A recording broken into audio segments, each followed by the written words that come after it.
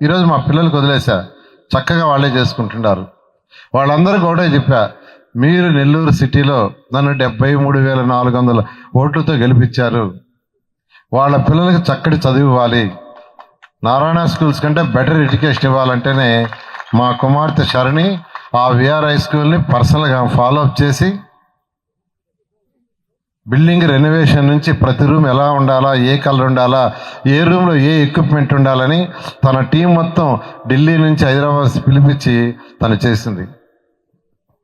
అందుకని ఈ స్కూల్ కూడా నెల్లూరులోని 15 స్కూల్స్ అదేవిధంగా చేయమన్నాను. ఈ స్కూల్ ప్రత్యేకంగా ఆమెకి అప్పచెప్పా. ఆమె నైటే వచ్చింది అమెరికా నుంచి.